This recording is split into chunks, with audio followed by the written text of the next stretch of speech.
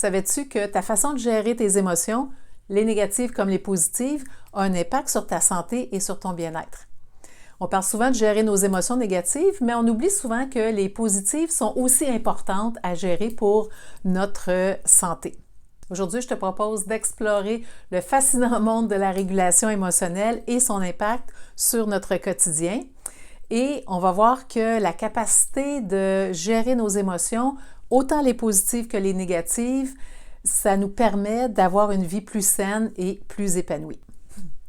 Je me présente, Diane Robin, coach et formatrice. Je suis ta meilleure alliée pour développer ta résilience et ton bien-être. Ma mission, c'est vraiment d'aider les gens à découvrir les facteurs et mettre en place les stratégies pour mener une vie plus épanouie. Quand on s'épanouit individuellement, on contribue à la société qui, dans son ensemble, s'épanouit aussi. Aujourd'hui, je te partage les résultats d'une étude qui s'est penchée sur l'impact de jongler avec toutes nos émotions, pas seulement les négatives, mais les négatives et les positives. Donc d'abord, la régulation de nos émotions négatives comme la tristesse, la colère, la frustration, c'est crucial pour notre bonheur et pour notre satisfaction de la vie. Les ignorer, ça peut nous amener vers le stress, l'anxiété, vers des problèmes de santé.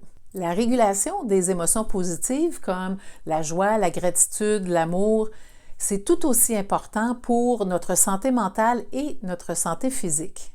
Cultiver et savourer des émotions positives, ça contribue à un état de bien-être général. Se concentrer uniquement sur les émotions positives peut nous amener à négliger les choses qui vont pas bien dans notre vie, puis on comprend que sur le long terme, c'est pas bénéfique, au contraire. Trouver l'équilibre entre les émotions positives et les négatives, c'est vraiment ce qui va nous amener dans un plus grand épanouissement. La recherche nous montre que quand on vit davantage d'émotions positives que de négatives, on est plus satisfait de notre vie, on est plus épanoui. Pour ceux qui ont du mal avec les émotions négatives, le fait d'apprendre à mieux réguler les émotions positives peut être bénéfique. On sait que vivre des moments de joie, des moments de plaisir, des moments de curiosité, d'intérêt dans nos vies, ça va venir contrer les effets néfastes de nos émotions négatives. Alors, qu'est-ce que tu peux faire? Alors, pour la régulation des émotions négatives, des pratiques de pleine conscience, le yoga, la méditation, parce que ça permet d'observer dans le non-jugement, dans la curiosité, dans la non-réactivité, d'observer nos émotions négatives. Le recadrage cognitif qui te permet de voir la situation autrement. Au lieu de dire « Ah, ce projet-là, c'est un échec total », bien de dire « Ce projet-là, c'est pas passé comme je voulais et en même temps, j'ai appris quelque chose au travers de ça ». Une autre façon, c'est de tenir un journal dans lequel tu peux noter tes émotions négatives, les éléments, les déclencheurs, les pensées qui sont associées pour être capable de reconnaître s'il y a des patterns qui reviennent souvent puis de trouver des stratégies pour mieux gérer. Pour réguler tes émotions positives, bien, savoure les bons moments. Prends le temps de te concentrer sur tous les détails de ce moment-là. Qu'est-ce que tu entends? Qu'est-ce que tu vois? Qu'est-ce que tu ressens? Qu'est-ce que ça goûte? Qu'est-ce que ça sent? Donc, tous les éléments sensoriels, augmente-les.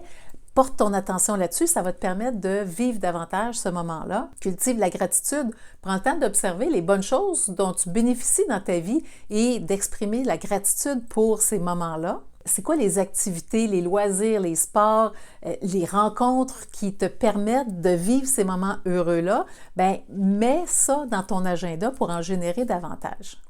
Conseil supplémentaire, sois bienveillant et indulgent envers toi-même. La régulation des émotions, c'est quelque chose qui s'apprend. Savoure les victoires et ne te décourage pas quand ça ne fonctionne pas. Et si tu as besoin, bien sûr, fais-toi aider par un professionnel. Alors, qu'est-ce qu'on a vu ensemble aujourd'hui? On a vu que la régulation de nos émotions, oui, les négatives, mais aussi les positives, va nous amener dans une meilleure santé et un meilleur bien-être. Si tu as aimé la vidéo d'aujourd'hui, je t'invite à cliquer sur « J'aime » et à t'abonner pour recevoir les prochaines vidéos.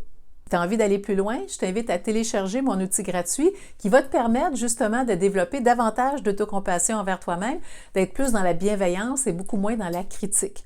Tu vas trouver le lien vers cet outil-là dans la description qui se trouve sous la vidéo. Alors, je te dis merci d'avoir été là et à bientôt.